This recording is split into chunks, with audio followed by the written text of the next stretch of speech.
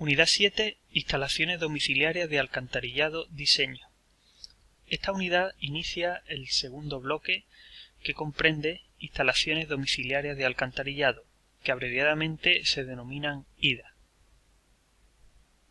En esta primera unidad veremos conceptos relativos al diseño de dichas instalaciones en relación con la normativa vigente.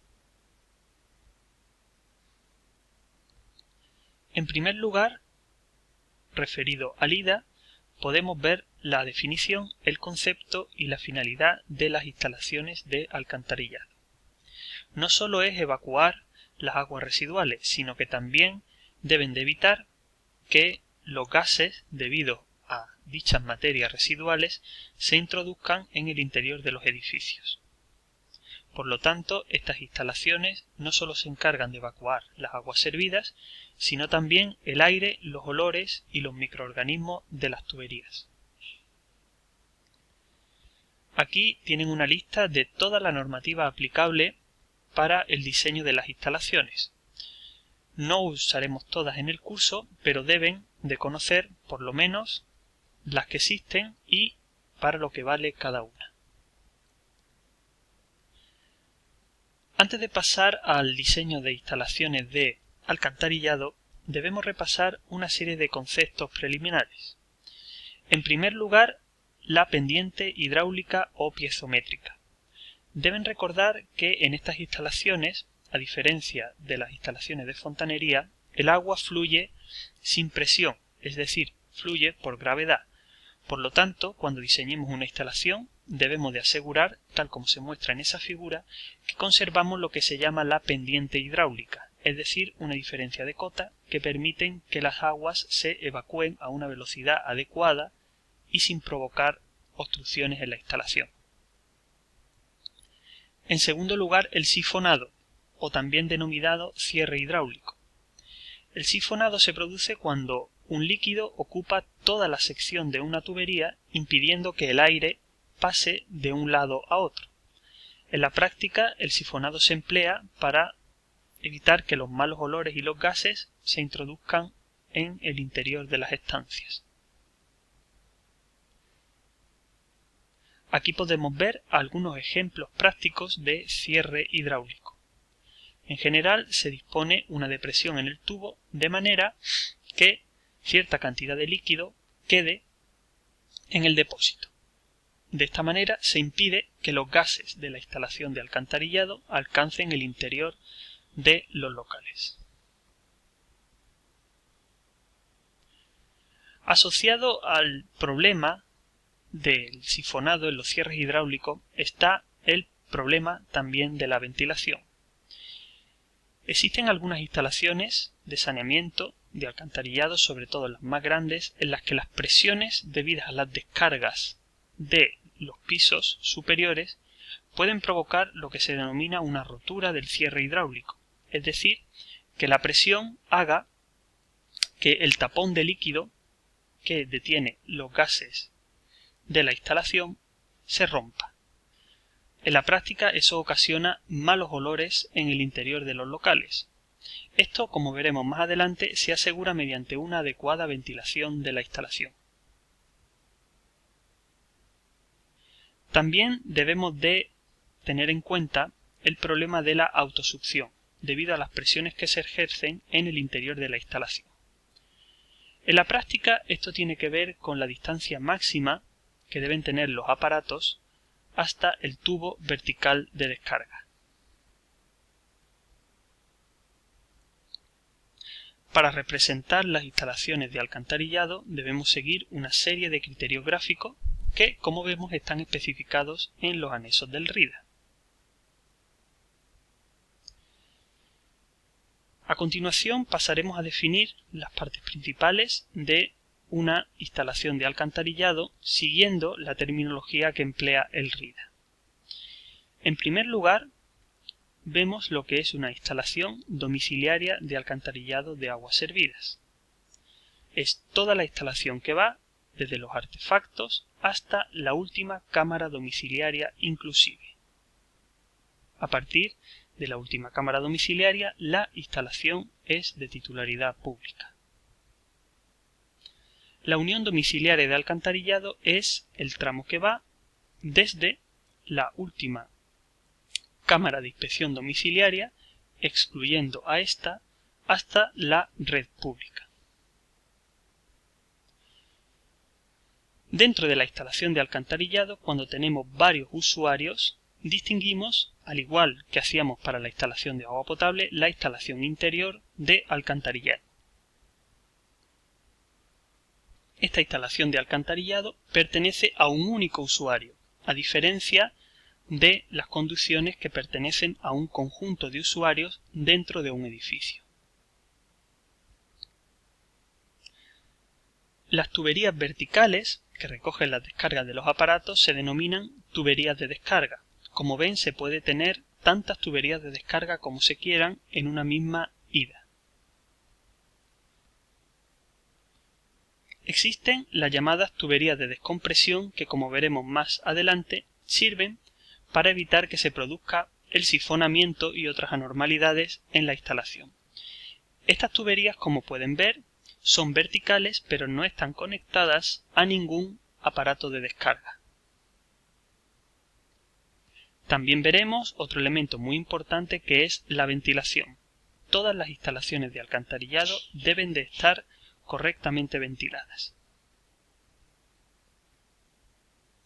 Vamos a fijarnos con un poco más de detalle en la conexión entre la instalación privada y la matriz pública. El RIDA define el empalme como la unión física entre la unión domiciliaria de alcantarillado y la tubería de la red pública de recolección. La unión domiciliaria de alcantarillado es un tramo de tubería que es de propiedad pública y que va desde la última cámara de inspección domiciliaria hasta el empalme. Y la última cámara domiciliaria es la última cámara de una instalación de alcantarillado, entiéndase cámara de registro. Esta cámara es de titularidad pública.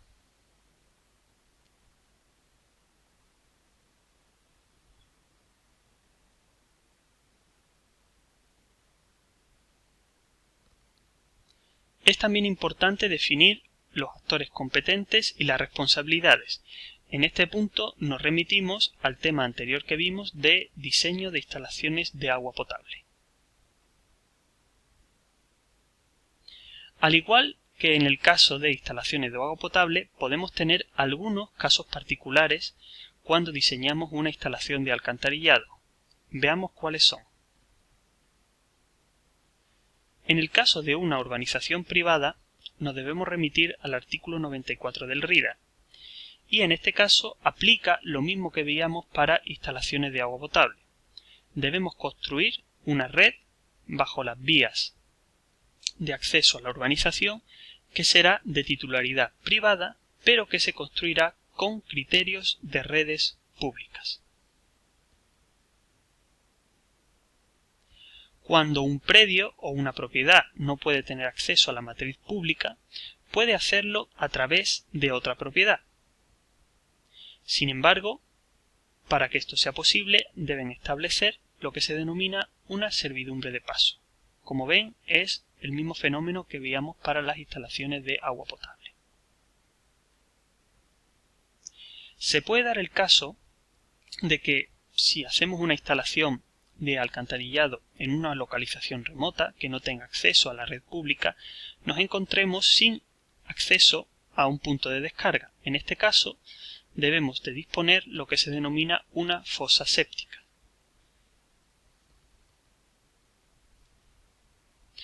Pasemos a ver las partes del diseño de una instalación de alcantarillado. Si consideramos el desarrollo vertical de la instalación, tenemos el único esquema típico que se repite en todas las instalaciones, que se denomina un esquema en arbolito. Pueden ver el esquema recogido en el anexo del RIDA y un esquema un poco más detallado. La denominación de arbolito se debe evidentemente a su similitud con la forma de un árbol. El tronco sería la tubería de descarga y las ramas serían las conexiones hasta cada uno de los aparatos. Si ahora consideramos el desarrollo de la instalación en horizontal, tenemos los llamados colectores. Los colectores son tuberías horizontales que conectan cámaras de inspección y además conectan también con las tuberías de descarga. Tenemos dos tipos principales que se clasifican atendiendo a su disposición constructiva. Pueden estar colgados de una losa o enterrados en la losa o en el terreno.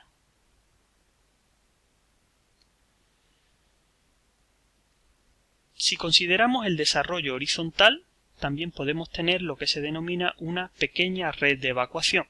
La pequeña red de evacuación es todas las conducciones y elementos que conectan cada punto de descarga con la tubería vertical de descarga. Aquí pueden ver un esquema típico para un baño o para una cocina.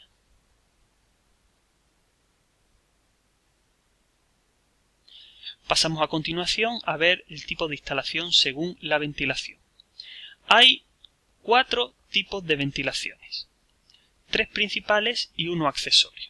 Dentro de las 3 principales distinguimos la primaria, que consiste simplemente en prolongar la tubería de descarga por la azotea y dotarle de un orificio de ventilación.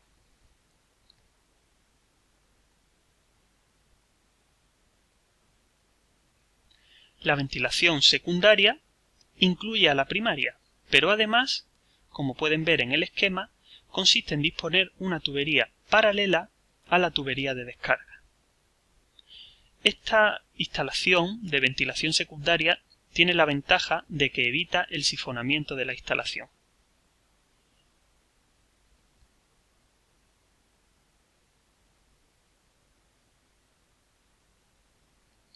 La ventilación terciaria, también denominada en algunos casos ventilación total, consiste en ventilar directamente cada aparato. Como pueden ver en ese esquema, todos los aparatos tienen un pequeño conducto de ventilación conectado a la columna de ventilación secundaria.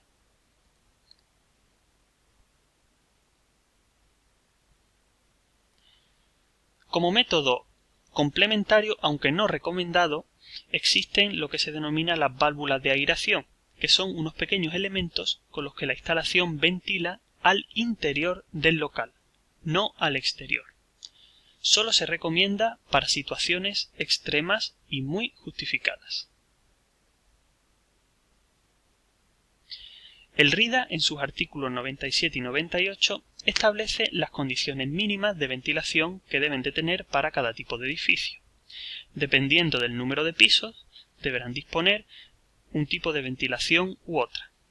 Además, se debe tener en cuenta que hay unas distancias límites para cada tipo de aparato hasta la columna de descarga que cuente con ventilación. Y aquí pueden ver, según los anexos 8A y 8B, los esquemas típicos de saneamiento junto con los esquemas de ventilación que considera la normativa. Según el sistema de recogida de aguas, podemos tener también varios tipos de instalaciones.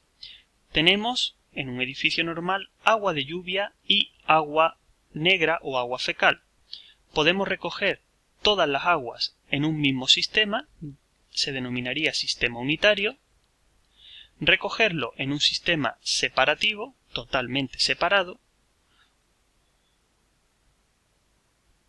o en un sistema semiseparativo, que tiene los ramales separados y los colectores unidos.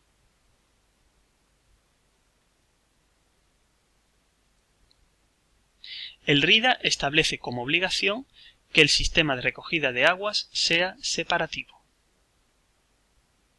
Finalmente, como caso particular, debemos recordar que puede haber instalaciones donde se necesite elevar las aguas negras hacia la red mediante una planta elevadora. Esto está recogido en el artículo 5 del RIDA.